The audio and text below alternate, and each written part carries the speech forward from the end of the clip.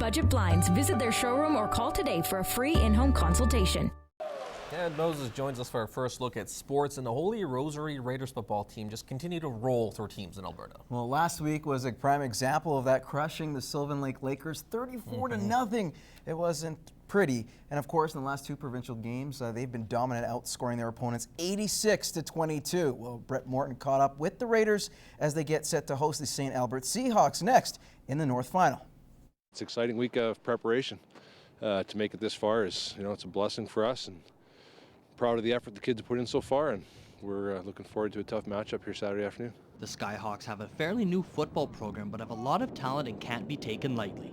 More developed than most teams, and we have a lot of talented players, so I don't think it'd be that hard to go up against these guys. I have a lot of confidence in my guys. I think it'll be a good match. Schools are relatively the same size. They're still adjusting to the split when the Paul Kane kids left and started their own program. So they're still trying to find their own identity, I think, as the St. Albert Skyhawks. And Coach Oreo and Skyhawks head coach Sam Johnson know each other, but when it comes to game time, there's only one thing on Oreo's mind. It's going to be nice to see him. I haven't seen him in a few years, but other than that, no, it's all business. It's competition. We want to get our kids prepared to play Saturday and hopefully move on. For Brown, he knows his team has what it takes to get to the provincial final. Definitely be aggressive and have a lot of focus and get our confidence up high. Kickoff is 3 p.m. Saturday down at Raider Bowl. Brett Morton, Newcap Sports.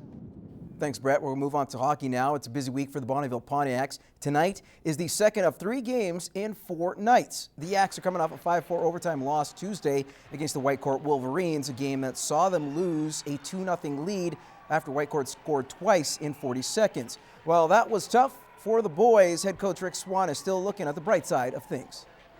Let's see where we can be better as a team and then be better as individuals so that we get a better result. And positive expectancy equals positive results. So we expect to be better. So there's where our results are going to reflect. Tonight, Grand Prairie is in town while they host the Spruce Grove Saints tomorrow night. The Storm are tied for last in the league, but despite their record, Swan says you can't take them lightly. We know Grand Prairie is going to come hard, and we know we got to prepare for them as a team for what they're going to bring us, and we know Spruce Grove as well, but we can't certainly look past Grand Prairie, otherwise we're going to find ourselves disappointed again. The Yaks have beaten the Storm 3 times this year. Puck drop for tonight's tilt, 7:30. Meanwhile, it's been quite the change of scenery for Carter Ryan. The defenseman was moved up last week to the forward position and is now riding a 3-game goal streak. Just playing with Brown and Galicki, it's pretty easy. They just put the puck on net, and you just got to go to the net and bear down there. Wherever the coach puts me, I'm there to work hard and do my best. So I'm just here to play for the Pontiacs and do my best. Ryan had 1 goal in 17 games prior to his 3-goal streak. And on top of that, 1 mean-looking mustache.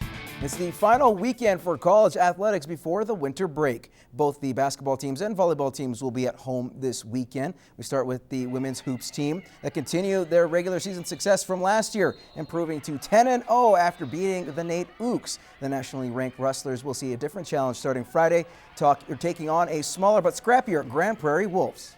They're a team that they're a lot smaller than us. It's a weird matchup for us. They play really hard. And for us, coming off a big weekend, we just want to finish on a strong note heading into our Christmas break. So hopefully the girls are focused. I think if they play like they did last weekend, we should have success. Meantime, some late game heroics by the Rustlers men's team helped them defeat the always strong Ooks on Saturday, 63-59, snapping a 3-game losing skid. Sitting at 5-5, the Rustlers have a chance to move above 500, taking on the 2-6 Wolves, despite a depleted bench due to injuries. It's a big win just to, settle the team down and let them know they can get a victory. Guys have been putting a lot of work in practice, so they're well conditioned, ready to go. GP mixes up a lot. They play zone, they'll press some, they'll play man, so they like to mix it up. So we'll just have to be prepared for that and run our plays through. The basketball teams get underway Friday at 6 and 8, and then Saturday afternoon at 1 and 3 o'clock. The volleyball teams are on the road Friday and at home Saturday night at 6 and 8 p.m.